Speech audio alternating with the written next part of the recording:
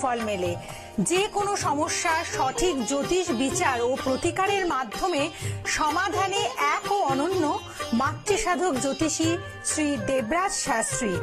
তার মহাশক্তি কবজে যে কোনো সমস্যার দ্রুত সমাধান করুন। মাতৃসাধক জ্যোতিষী শ্রী দেবরাজ শাস্ত্রী। নমস্কার। আজকে একটা বিষয় নিয়ে কথা বলবো। আচ্ছা, বিষয় থেকে সবচেয়ে বড় জিনিসটা হচ্ছে আপনাদের সমস্যা নিয়ে একটু কথা বলি না?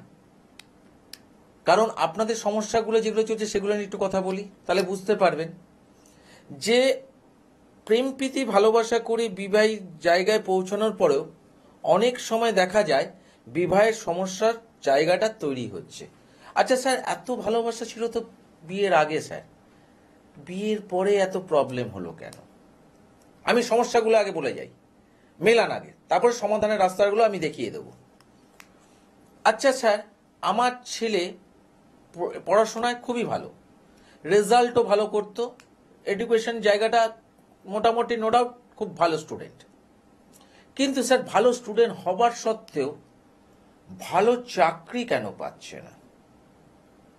আপনাদের মনের প্রশ্নগুলো আমি তুলে ধরছি। আবার দেখুন স্যার, আমার মেয়ে গুণবতী, আবার রূপবতীও, আমাদেরও যে খুব পজিশন খারাপ সেটাও বলবো না, সব দিক থেকে আমার প্লাস পয়েন্টে আছে, রূপবতী গুণবতী সব দিক থেকেই। কিন্তু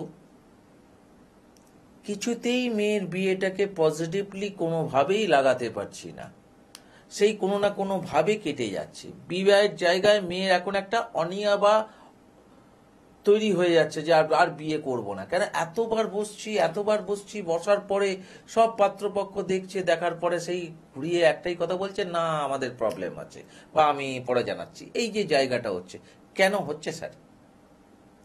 আচ্ছা স্যার, ব্যবসা এক সময় আমার ভালো চলতো স্যার, ইদানিং মহাজন দেনায় পড়ে যাচ্ছে, ব্যবসাটার কাস্টমার কমে যাচ্ছে, দেনায় বেশি জর্জরিত হয়ে যাচ্ছে। যেটুকু ইনকাম ব্যবসা থেকে হচ্ছে সেটা বেশিরভাগই স্যার সংসারের পিছনে খরচা চালাতে গিয়ে আমার ব্যবসার টাকাটাও ব্যবসায় ঢুকে যাচ্ছে। তার ফলে বাড়িতে ব্যবসা চালানোটা এখন দুর্বিষয় হয়ে দাঁড়িয়েছে। চাকরির দীর্ঘদিন ধরে চেষ্টা করছি স্যার, প্রতি জায়গায় ইন্টারভিউ দিচ্ছি, ইন্টারভিউ যে খুব যে খারাপ হচ্ছে সেটাও বলবো না, কিন্তু কোনো জায়গা থেকে সেই রেজাল্ট পাচ্ছি না। আর সারা জীবন ধরে স্যার এরকম অনেক মানুষ আছে যারা বলছে সারা জীবন ধরে স্যার স্ট্রাগল করে তো গেলাম, ভাগ্যের মুখ তো কোনোদিনও ভালো দেখতে পেলাম না। জীবনের বয়স হতে চললো, এখনো স্ট্রাগল করে যাচ্ছি স্যার, কবে আমার জীবনে ভালো আসবে? এগুলো সব আপনাদেরই প্রশ্ন। এই প্রশ্নগুলো যখন করেন তখন আমি এক জায়গা থেকে বলি, আপনারা যে প্রশ্নগুলো করছে কোনোটাই ভুল নয়।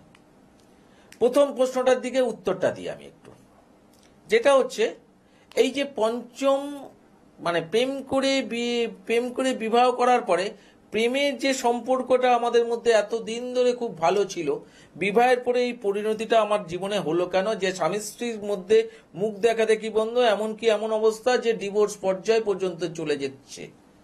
কেন স্যার? কারণ হচ্ছে আমাদের হাউসগুলোকে আগে দেখতে হয়। যে হাউসটা আপনার পঞ্চম হাউস, যেটা প্রেম প্রীতি ভালোবাসার হাউস, সেটা যদি কানেকশন ওয়াইজ ভালো থাকে তাহলে আপনার প্রেমে সাফল্যর জায়গাটা দেবে। কিন্তু যখনই আপনি প্রেম থেকে বিবাহে পরিণত হলেন, অর্থাৎ সপ্তমের সঙ্গে রিলেটেড হলেন, সপ্তম হাউসটা কিন্তু নেগেটিভ আপনার হরোস্কোপে হয়ে আছে। তাই সেই ব্যক্তির মধ্যে বা আপনার মধ্যে সেই জিনিসটা অ্যাটিটিউডটা নেগেটিভলি তৈরি হবে এবং সেখানে স্বামী স্ত্রীর মধ্যে অশান্তি তৈরি হবে, এমন একটা পর্যায়ে পৌঁছাতে পারে ডিভোর্স পর্যন্ত পৌঁছাতে পারে। এবার ডিভোর্স হবে কিনা সেটাও কানেকশন বলে দেবে। যদি কানেকশন থাকে, অনেক জায়গায় এরকম হয়েছে কানেকশন আছে বলে ডিভোর্স পর্যন্ত হয়ে গেছে, তাহলে ভালোবেসে বিয়ে করেও ডিভোর্স। এই জায়গাগুলোকে আগে বোঝার চেষ্টা করবেন। আমার ছেলে স্যার ভালো পড়াশোনা করেছিল, রেজাল্ট ভালো করেছে, দ্বিতীয় কোনো পজিশন থেকে সে এডুকেটেড পার্সন হিসাবে খুব বেটার, সবাই নাম করতো যে আপনার ছেলে দুর্দান্ত, কিন্তু স্যার চাকরিটা ভালো পাচ্ছে না কেন, বা চাকরি চেষ্টা করছে কোনো না কোনো ভাবে চাকরিটা সেইভাবে লাগছে না কেন? কারণ পড়াশোনার এডুকেশন দেখতে গেলে যেরকম কানেকশন ওয়াইজ আমরা 4th 5th কে দেখি, হায়ার এডুকেশন যেমন 5ম 9মকে দেখি, আরো যদি উপরে যায় তার সঙ্গে কিছু কানেকশন আছে সেগুলোকে আমরা দেখি। সেই জায়গাগুলো আপনার ছেলের ক্ষেত্রে ডেভেলপ ছিল বলেই আপনার ছেলেকে পড়াশোনার জন্য কোনোভাবে কিছু আপনাদের হারতে হয়নি। আপনার ছেলের পড়াশোনার প্রতি নজর ছিল এবং পড়াশোনার প্রতি তার ডেভেলপমেন্ট ছিল বলেই সে সেই জায়গা থেকে বেটারমেন্ট জায়গাটা তৈরি করতে পেরেছে। কিন্তু পড়াশোনার স্টুডেন্ট ভালো হলেই যে আমি ভালো চাকরি পাবো সেটা কিন্তু তার হাউস থেকে ডিপেন্ড করবে। অর্থাৎ ষষ্ঠ হাউস, দশম হাউস, একাদশ হাউস, দ্বিতীয় হাউস, এই হাউসগুলো যদি ডিস্টারবেন্স থাকে তাহলে এই ক্ষেত্রে কিন্তু একটা মারাত্মক সমস্যা এনে দেবে। বোঝাতে পারছি আপনাদেরকে আজকে? এইভাবে কেউ কিন্তু ভেঙে ভেঙে বোঝায় না, কেন বোঝানোর জায়গাটা বুঝিয়ে দিচ্ছি। যে এই যে অনেক বলে না আমার ছেলে মানে না, কিছু করার নেই, না মানলে আমি কি করতে পারি? কিন্তু আমি জানি যে সে পড়াশোনা ভালো ছিল সেই জন্য সে ডেভেলপ পেয়েছে, কিন্তু চাকরির জায়গায় যতক্ষণ না সেই জায়গাটা ডেভেলপ করবে সেই চাকরিটার জায়গাটা পাবে না। সেই যদি বলে আমার জ্বর হয়েছে আমি ওষুধ খাবো না, আমি ওষুধ খেতে ভালোবাসি না, তাতে ডাক্তারের কোনো কার্যকারিতা নেই। ওষুধ তোমাকে খেতে হবে, জ্বর তোমাকে সারাতে হবে। যদি এই মানসিকতা থাকে তাহলে তুমি তোমার শরীরটাকে ঠিক রাখতে পারবে। কারণ এইভাবে অনেক ছেলে মেয়েকে আমি নষ্ট হতে দেখেছি। তারা কি করেছে, আজকে বাবা মা চেষ্টা করছিল ছেলে মেয়ের গোয়ার্তুমির জন্য, আমি কিছু পড়বো না, আমাকে কিছু দেবে না, আমি কিছু মানি না, হয়েছে বাবাও চলে গেল, মাও চলে গেল, এবার ছেলেটা তার জীবনে কি করবে? এতদিন তো ছাদ ছিল একটা, এইবার তার ছাদ কে দেবে? ছোটখাটো টিউশনি করতে আরম্ভ করলো, ছোটখাটো কাজ করতে আরম্ভ করলো, একটা টাইমে দেখছে যে কাজ করতে করতে করতে করতে ফেড আপনেসের জায়গা থেকে নিজে অসুস্থ হয়ে পড়লো এবং সে কিন্তু অনাহারেই মরে গেল। বহু মানুষকে এইভাবে দেখেছি। কারণ যেটা হচ্ছে যে আপনি মানুন কি না মানুন, আমাকেও পড়তে হয় আপনাকেও পড়তে হয়। আমি লোক দেখানোর জন্য তো হাতে কিছু পড়ে রাখিনি, আমি লোক দেখানোর জন্য তো গলায় বা হাতে কিছু এই কবচগুলো পড়ে থাকিনি। আমার নিজস্ব প্রোটেকশন হিসাবে আমি পড়েছি, কারণ আমি ভগবান নই। আমি বিচার জানি, কোথায় কেন কি প্রবলেম হচ্ছে সেগুলো জানি, আর জানি বলেই আমি মানুষকে ডেভেলপ দিতে পারি। সোজা কথা, ডেভেলপমেন্ট তো আমার মুখ দেখে কেউ পায় না। আপনার লগ্নপতি দ্বাদশে বসে আছে, নিজের সিদ্ধান্তের ভুলে নিজের জায়গাটা প্রবলেম করবে। আর সেখানে যদি নেগেটিভ গ্রহের প্রভাব থাকে তাহলে তাকে তো করতেই দেবে না। সে বলবে আমি এটা করবই না, হাজার বোঝালেও আপনি করাতে পারবেন না। কারণ তার দশা, তার জায়গায় তার অন্তত তাকে বোঝাবে যে তুমি এগুলো করো না, কেন করলে তো তার তো ভালো দশা পেয়ে যেত। অনেকের জীবনে কেরিয়ার শেষ হচ্ছে নিজেদের কিছুটা মূর্খতামির জন্য। আমি মূর্খতামি কথাটা বললাম, ভালো করে শুনুন, আপনাদের কিছু মূর্খতামির জন্য শেষ হয়ে গেছে কেরিয়ার গুলো। যেটা জান নয় সেটাকে জোর করে দিলে তো কাজ হবে না। সায়েন্স নিয়ে পড়তে হবে, কেন? তার হরোস্কোপ বলছে যে তার আর্টস লাইনটা বেটার ছিল, সায়েন্সে গিয়ে মুখ থুবড়ে পড়লো। আপনার দাদার ছেলে ডাক্তারি পেয়েছে বলে আপনার ছেলেই ডাক্তারি পেতে হবে কোনো মানে নেই। আপনার দাদার ছেলে আর আপনার ছেলে হরোস্কোপ কিন্তু এক নয়। এইগুলোকে আগে বুঝতে হবে। আপনি আপনার জায়গা থেকে চাকরি পেয়েছেন বলে, ভালো জায়গায় পজিশনে চাকরি করছেন বলে আপনি ভাবছেন যে আমার ছেলেকে সেই জায়গায় পৌঁছাবো, নাও হতে পারে। কেন আপনার কানেকশন আর তার কানেকশন তো এক ছিল না। আপনি আপনার পরিবারের 4-5 জন ভাই ছিল, তার মধ্যে দেখা যাচ্ছে 2 জন চাকরি ভালো করে আর বাদবাকি লোক বিজনেস করে, তার মধ্যে 2-1 বেকারও হয়ে বসে আছে। কেন হলো? একই মাইন্ডে তো 5টা সন্তান, 5টা সন্তানের 5 রকম অ্যাটিটিউড বা 5 রকম প্রবলেম কেন হলো? কি কারণ হলো? এগুলো কি মা বোঝেন না আবেগে দৌড়ান আপনারা? আমার জীবনে এটা হয়েছে, আমাকে কোনো জ্যোতিষস্থান জায়গায় যেতে হবে, তাকে সে একটা মিরাকেল কিছু জিনিস দিয়ে দেবে, সেটা পড়লেই আমার জীবনে সব হয়ে যাবে। হয়েছে আজ পর্যন্ত? আজ পর্যন্ত কেউ এরকম ভাবে পেয়েছে? মন্ত্রপুত পেন দৌড়ায় পরীক্ষার আগে, মন্ত্রপুত পেন। তাহলে পেনই লিখবে যখন, তাহলে বই পড়ার কি দরকার ছিল? বই কেনার কি দরকার ছিল? টিউশন পড়াবার কি দরকার ছিল? স্কুলে পড়াবার কি দরকার ছিল? বইগুলো না কিনে যদি একটা মন্ত্রপুত পেন পড়িয়ে দিতে পারতেন তাই তো কাজ হয়ে যেত। কারণ আপনার ছেলে পরীক্ষা হলে বসতো আর পেনটাকে ছেড়ে দিতেন, পেনই লিখে দিত। আবার অনেকে বলছে আমার ছেলে তো স্যার এসব মানে না, কি করব কিছু তো বুঝতে পারি না, কিন্তু কিছু করা যাবে? হ্যাঁ, কি করা যাবে বলুন আপনি? আমি তো অনেক মানুষকে বলি, আপনার যদি খিদে পায় তাহলে আপনাকেই খেতে হবে, তার খিদে পেলে তাকেই খেতে হবে। তার খাবারটা আপনি খেলে ওর পেট ভরবে না। যেটা যখন হবে না তাহলে সেই জিনিসটা কি করে আমি বলবো আপনার ধারণ ছাড়া সাফল্য করিয়ে দেবো? তাই আপনারা গিয়ে বলেন, আর তাই আমার চেম্বারে অনেক জায়গায় শুনতে হয়, স্যার অমুক জায়গায় গেছিলাম স্যার, ধারণ ছাড়া সাফল্য পড়িয়েছি, কোনো রেজাল্ট পাইনি, যেই আছে, উল্টো আরো খারাপ হয়েছে, তো ভালো হয়নি। ভুল তো আপনাদের।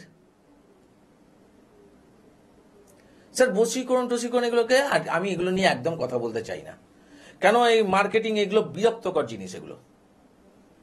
কেন আমার কাছে বাস্তব লোক আসুন, দেখুন সফলতা কি করে পেতে হয়। যদি আপনি পরিশ্রমী হন, যদি আপনার খাটার মানসিকতা থাকে, আমি আপনাকে গাইড করব, দেখুন সফলতা কি করে পেতে হয়। সফলতা এমনি এমনি আসে না, পরিশ্রম করেই আসে। কিন্তু পরিশ্রমটা কিভাবে করলে আপনি কার্যকারিতা পাবেন সেটা একজন জ্যোতিষ বা তান্ত্রিক গাইড করে দিতে পারে। আর আমার বংশ পরম্পরায় একটা মহাশক্তি কবচ পড়ার জায়গার আগে আমি বিচার করি। অনেকে আবার প্রশ্ন করে, আচ্ছা স্যার মহাশক্তি কবচের পয়সাটা কত খরচা পড়ে? এটা নয় যে আপনি এলেন আর মহাশক্তি কবচ ধরিয়ে দিলাম। আমি বিচারটাকে করব, আদৌ দেওয়া যাবে কিনা, আদৌ কার্যকারিতা করানো যাবে কিনা, বা এটা দিলে কি ধরনের কবচ তাকে তৈরি করাতে হবে, দেখার পরে তারপরে জায়গাটা বলা হয়। প্রকৃত কাজ মানসিকতা নিয়ে যদি আপনি আমার কাছে আসেন, সমস্যা নিয়ে আসেন, সমাধানের রাস্তা খোঁজার চিন্তা ভাবনা নিয়ে আসেন, তাহলে এইটুকু বলতে পারি যে আপনি এখান থেকে সমাধানের রাস্তা পাবেন। ব্যবসা করছেন, ব্যবসায় জর্জরিত হয়ে গেছেন, এখন কেন? সপ্তমের সঙ্গে ষষ্ঠ দ্বাদশ কানেকশন, তাহলে কি হবে?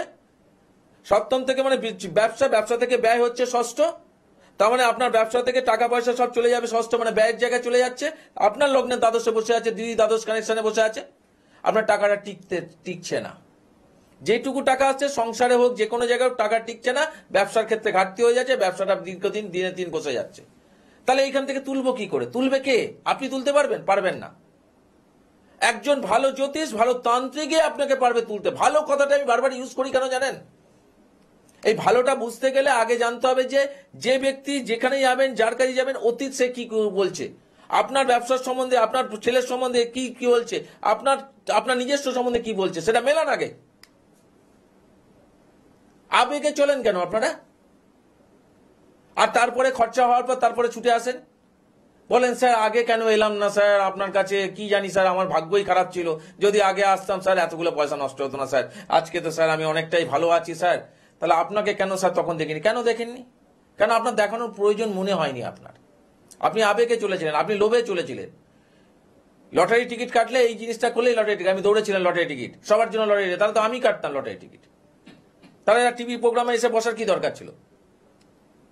ভাবছেন কি বসে কি আমি মানুষ টানছি? না, বোঝাবার চেষ্টা করছি, জ্যোতিষ শাস্ত্রটাকে বোঝাবার চেষ্টা করছি, তন্ত্র শাস্ত্রটাকে বোঝাবার চেষ্টা করছি যে এটা কোনো মিরাকেল শাস্ত্র নয়, বা কোনো জায়গা থেকে বুজুর্গি শাস্ত্র নয়। এটা প্রকৃত ওয়েতে কাজ করা যায় যদি সেই শাস্ত্র সম্বন্ধে তার জ্ঞান থাকে। আর যারা প্রকৃতভাবে চাইছেন যে প্রকৃতভাবে জীবনটাকে গড়তে, অনেক তো হলো, তাদের জন্য একটা কথা বলছি, এই দুটো নাম্বার টুকে রাখবেন, কার কোথায় কিভাবে আছে দেখে নিন, সেই অনুযায়ী যোগাযোগ করবেন। আর যারা দূর দূরান্ত থেকে তাদের অনলাইন কনসালটেন্সি, সময়ের ঘড়ি বলছে আর তো সময় নেই, আবার দেখাবে ঠিক এই সময়। প্রোগ্রাম দেখতে ভুলবেন না। আজকের মতো বিদায়।